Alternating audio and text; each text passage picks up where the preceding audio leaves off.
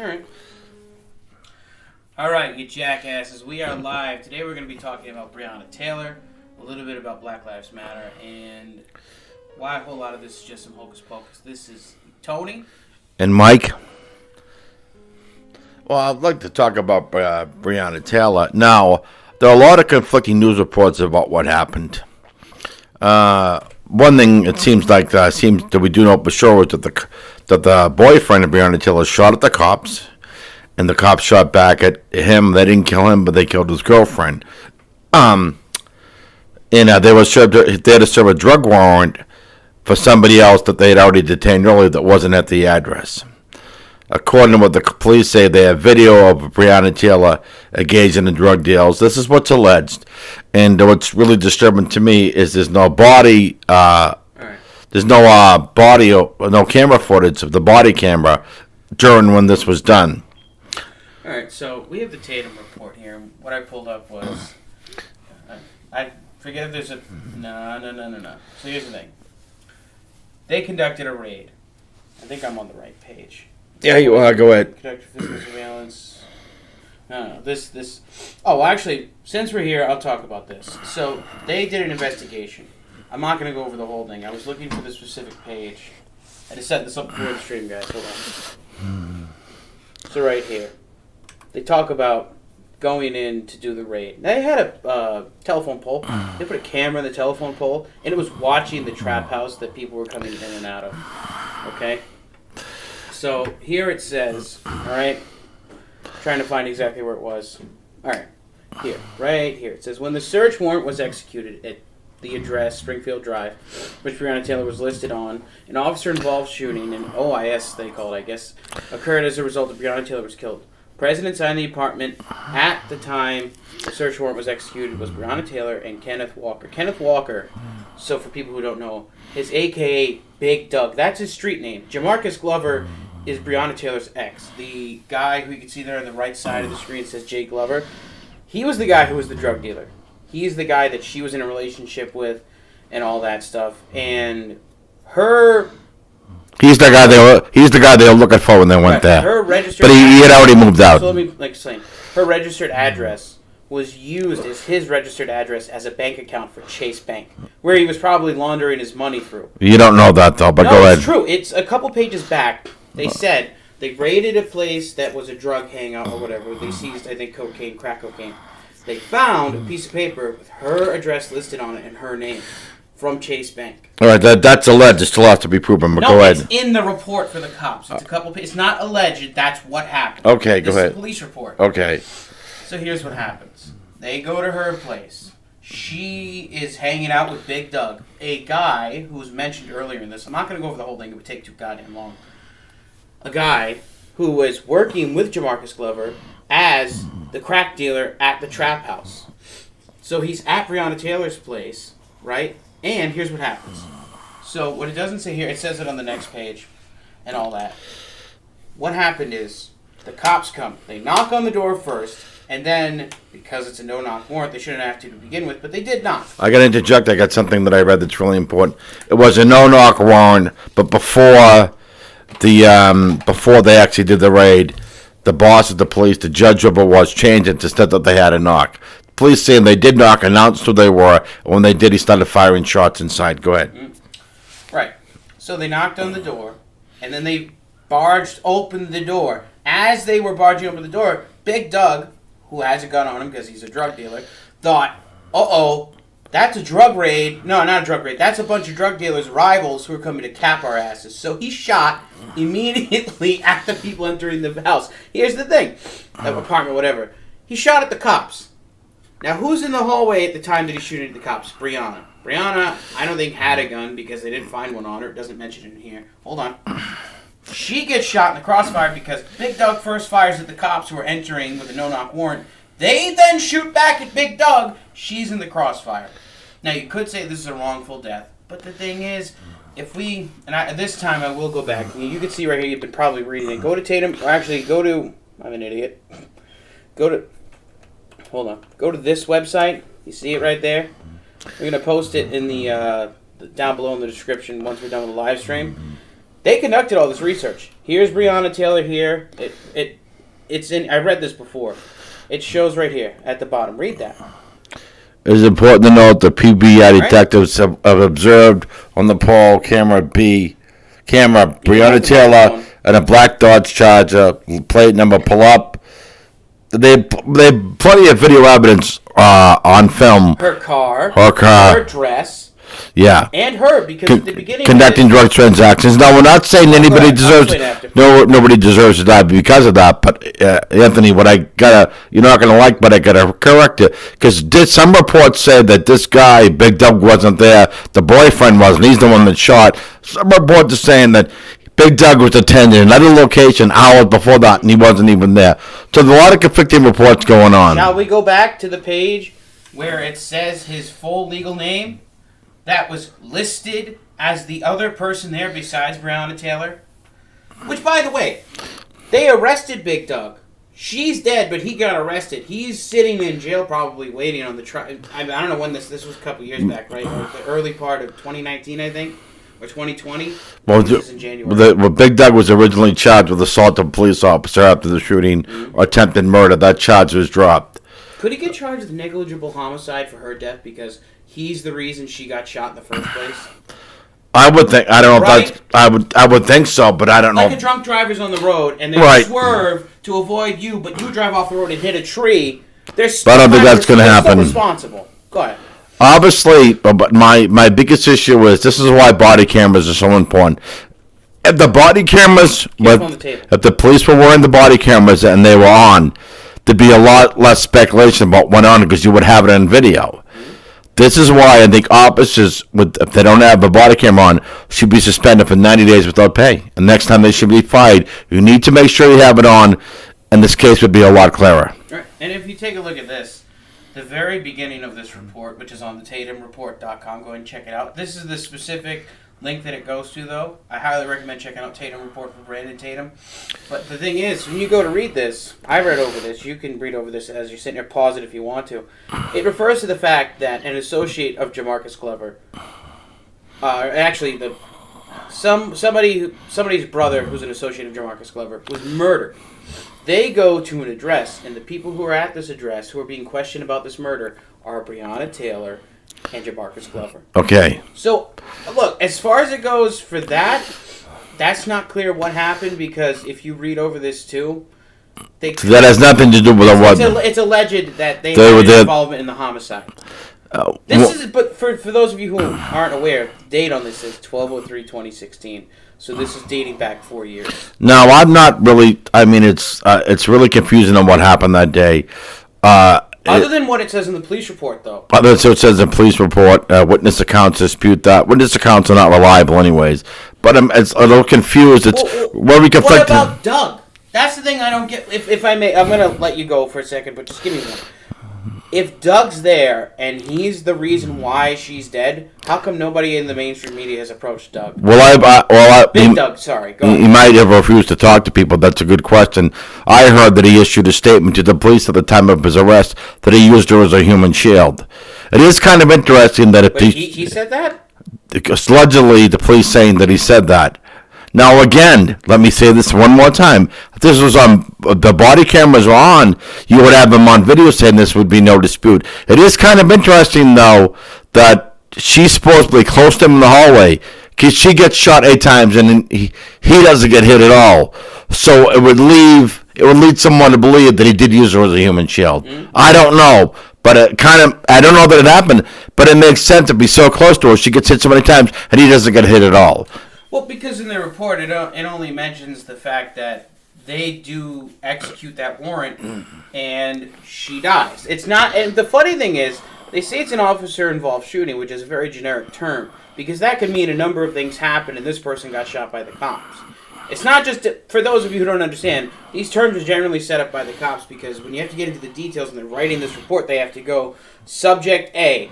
Doug, shot at the cops. Subject B, Breonna, got shot in the midst of a crossfire because Subject A shot at us. That could be in there. And it could also be the human shield, which you said. But we won't know. And that's what I've heard. And I've read that in numerous reports. Now, I don't know if that happened. It does seem like It's so this. It seems so messed up situation that happened that I think that's why that they settled the lawsuit. The city did. I don't know whether or not they should have settled. That's for jury to decide, not for me. There's a lot of conflicting information, so I You don't. have to sit so close. I set up so you can I sit think back. that's why the city didn't fight it, because if they had body cameras, really, if it's without body cameras, is what his word against the police word. So one thing is for sure, though, I don't think the cops should be charged criminally, because if they announced it and he's firing through the door and they fire back at him, what are they supposed to do? So this no-knock warrant thing is going to Ron Paul sponsored legislation to get rid of no-knock warrants. I don't agree with getting rid of a no-knock warrant, because for people that are armed with weapons and have drugs, and they know you're coming, they're going to try to shoot you. Right. Because also in this report it mentions that when they raided another place, they found a bunch of drugs and a bunch of guns. The thing is, the cops are going to go to a judge and be like, hey, we need a warrant. Here's the facts of the case. We went to this address. It's connected to these other addresses. They have weapons. They have drugs. This is dangerous. We might need a no-knock warrant. If they think they have drugs, why can't they just shoot tear gas through the windows and smoke them out? Because you have to prove beyond a reasonable doubt if they are actually drug dealers. Yeah, but they would be crying. Their eyes would be bright. They'd all be alive, though. They need to prove beyond a reasonable doubt that they are that to begin with. But then, I when they know. get these warrants, they also have this risk factor. I'm going to be the cop who's kicking the door and going in first. I turn a corner the wrong way, boom, I get shot. Yeah, but my other friend behind me turns a corner the wrong way, boom, he's shot. Yeah, but the tear gas would smoke them out, and it's safer for everybody. But then they have all this stuff about whether or not they're legally allowed to use this stuff, but also, I think in this case, yeah, they probably could have went about it differently, 100%. I don't think no-knock warrants are a bad thing, because it's like, if I picture this in my head, you're going in somewhere. It's supposed to be safer for everybody. Dangerous criminals who are willing to shoot at cops, and you're like, hey, we're going to catch them by surprise. We're going to go in. They usually do. For everyone out, you're trying to avert casualties on the end. Confrontation. Right? No, it's averting casualties. That's Yes. literally what these are set up for. Yeah, but at 4 or 5... That's the parameters you're trying to achieve. I don't want my guys to die. And no offense, I want these scumbags to go to jail and serve time. Well, yeah, I don't want them to die. they do it. They usually do a no-knock. Serve time in jail and rot. They usually do a no-knock warrant at 4 or 5 in the morning. Mm-hmm. The reason why they do it then, presumably when you're sleeping, mm-hmm. And the guy's going to resist a lot less, and nobody's going to get hurt. Right. So the funny thing is that I'm gonna take a couple minutes of a break, guy. We'll be right back.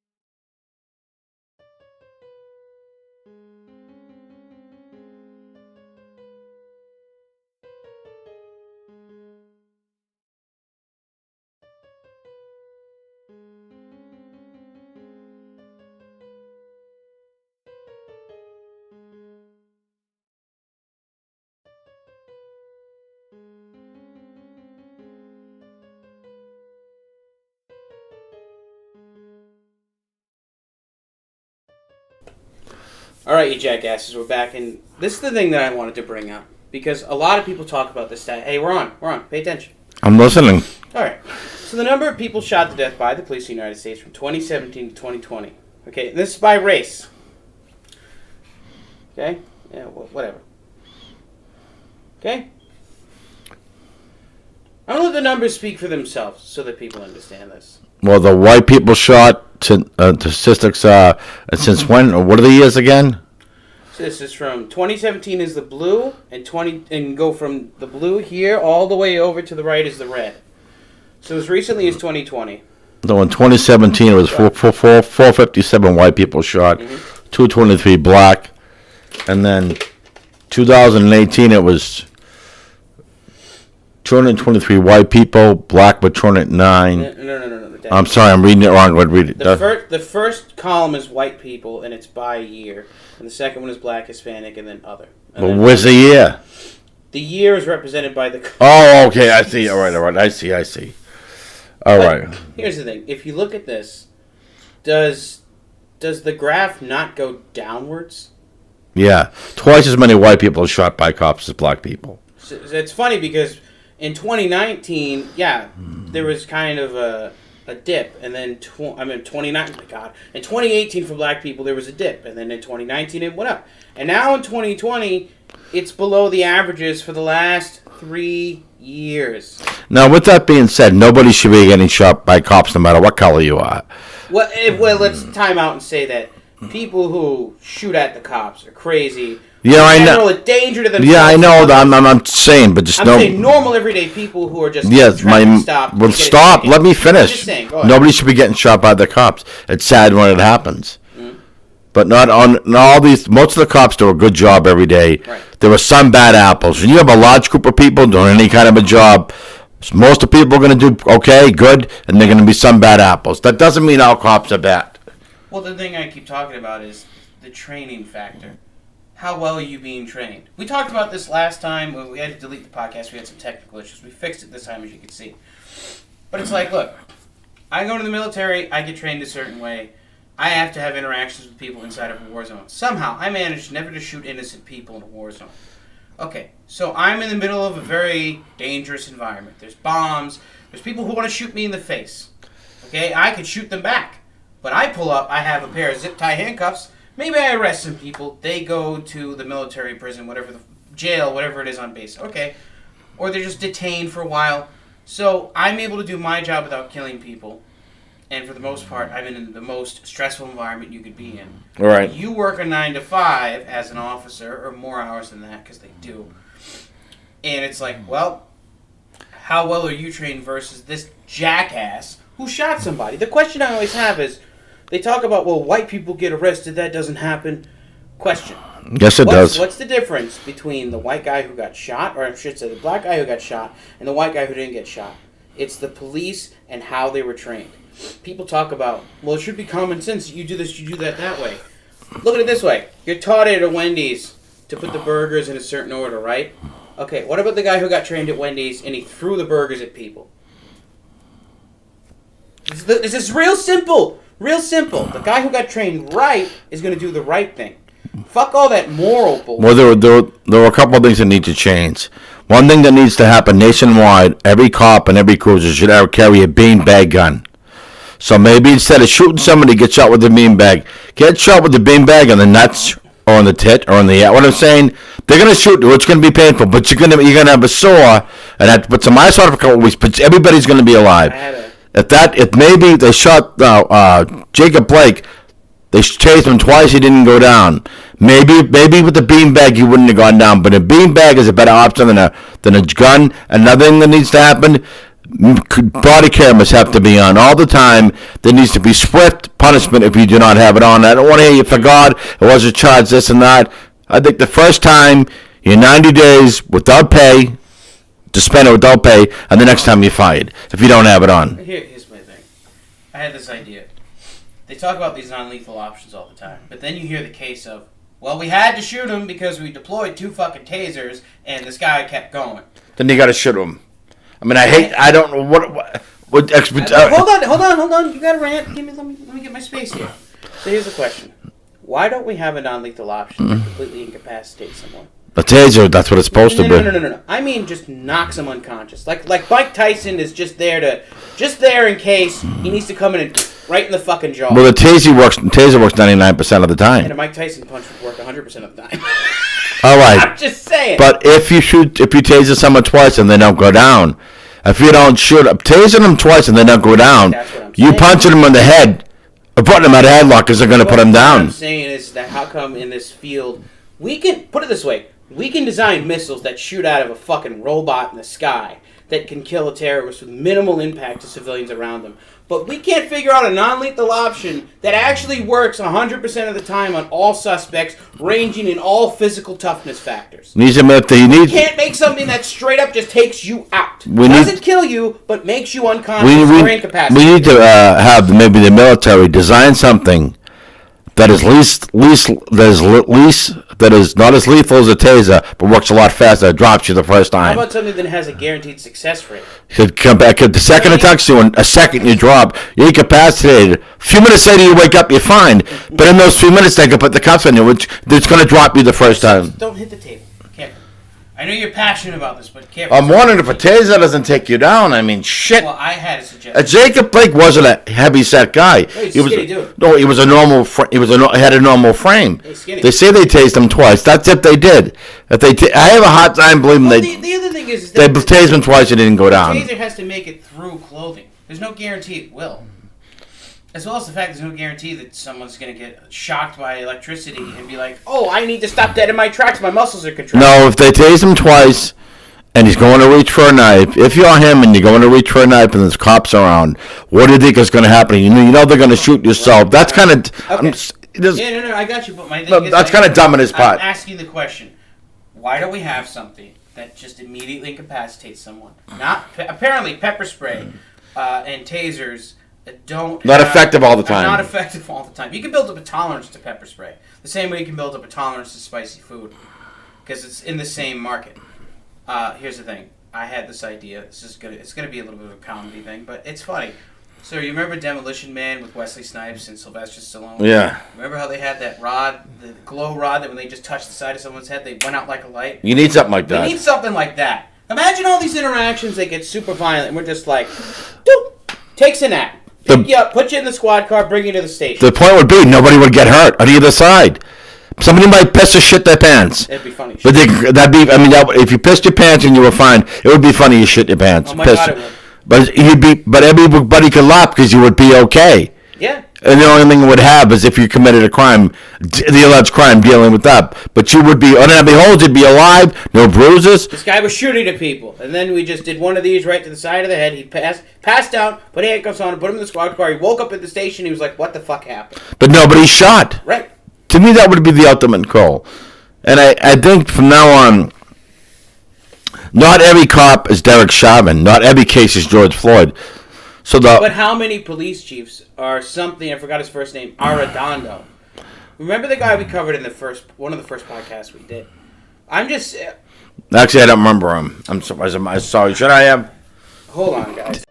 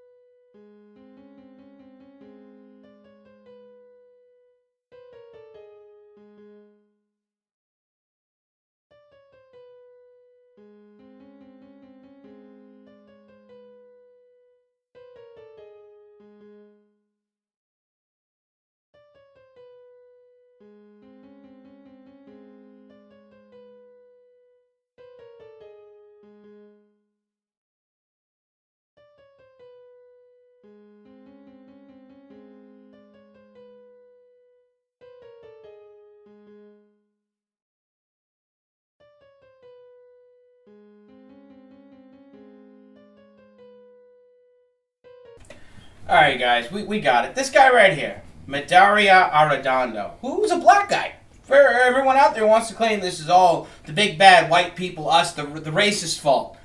Black guy, Minneapolis police chief. numerous. Here's the thing. We brought this up before.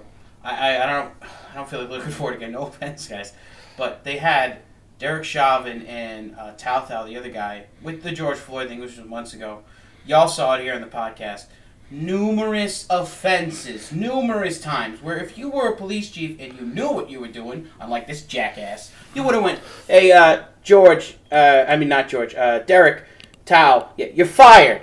Because the first fucking time this happened, I should have been like, you know what? 1 strike, you're out. Criminals can get 3 strikes. Cops get 1. Now, with that being said, play devil's advocate here. I'm not saying I don't agree with some of what you're saying. Derek Chauvin had 17 different incidents, has been in trouble 17 times. At no job, no matter where you work, are you in trouble 17 times, you still have a job. It's 3 strikes and you're gone. Mm-hmm. So this doesn't have to do with skin color. What this has to do with is police cover for other police, no matter what they do, they cover for them, and that has to change. Mm-hmm. That's what I'm saying. But we're not done yet. We still got time to go. We got other things to cover. I'm done. I figured we could bring this up too. So her family is getting a $12 million settlement. Now, it doesn't bring it back. My opinion, in this particular case, you could argue wrongful death. Yes, I also think absolutely. If Doug's family had any money, you should go after that too, because they could put it this way. In this situation, they're going to sue the city. It's obvious. They're not suing a drug dealer who shot at the cops, and the reason why she's dead is because of him. Right. He has no money. I think the city bears some culpability. There's no question. Right, but a $12 million lawsuit? But from now on... I mean, I think it feels so natural to even talk about it, because I'm like, are they putting a $12 million price on somebody's life, essentially? Is that what they're putting this as, like a price tag to how much he was worth or something? It's really weird. No, they probably asked for more than that. You'll never find out. Well, I think number one, they had to cover lawyer fees. We're not hurrying up, guy. This is a podcast, all right? I'm going to spend all day. I'm going to go to bed. All right, we're going to keep going, all right? Relax. But here's the thing. A $12 million lawsuit is a pretty hefty price to pay. And they're going to cover, of course, the other one's Tamir Rice and, what was it? The fucking wrongful of Edwin Chandler. It is what it is, guys. But this is a video that I wanted to bring up because, in case I looked up his name before this guy, my memory is dog shit. This is Andrew Bull. Go ahead and check out his videos. Sky News Australia. I highly recommend watching this guy in particular. Let's go ahead and take a look. First, and before I answer a question last week from Wahid Ali, I'll answer that after the first interview, about the bullying that we now see by race protesters. I was amazed, in a way, amazed but not surprised, should I put it like that, but what I saw at the football last weekend. Every single player and every single umpire at every single AFL game on their knees in support of Black Lives Matter, in support of the Black Lives Matter movement. And same at NRL games, every single player kneeling. Not one of the games I saw saying, well, actually I don't agree, I'll stand. Don't you think that's amazing? Every single player agreeing with the Black Lives Matter agenda. Not a single, not one dissenter. I mean, these are guys who cannot even agree to sing the national anthem. And yet, they all managed to agree on this. Amazing. I mean, think, would the fans be 100% okay with this knee, putting down the knee like that? I strongly doubt that. I doubt very much that they'd at least privately agree with the whole Black Lives Matter hoopla and the agenda. Now, let's be clear what the agenda is. It is that our police are racist, killing lots of Aborigines in jail. And they should be defunded. That's the official Black Lives Matter position. And as I've demonstrated with statistics, it's beyond argument. This movement is based on a lie. Aboriginal prisoners are actually less likely than white prisoners to die in jail. And almost all die of natural causes as well as suicide. Police are not in there murdering away. Yet, not a single AFL or NRL player dared to stay on their feet. Not one. They all fell to their knees, every single one of them, out of fear. Out of fear. Some of them, for sure. Out of fear, some of them, about what the media would do to them if they stood up and defended our police. Out of fear of these sponsors, week, who dropped them, petrified of bad publicity and the Twitter mob. And out of fear that the clubs would drop them too. Led a lot by cowards. And that, I'm afraid, is where we've got to. What you saw on the weekend was where we've got to. I'm going to leave it there on this particular video. We got a couple more things to cover. I know. You're all antsy and you I'm ready pantsy. to, guy, I'm done. Give We're me not done 30 minutes. Hold on.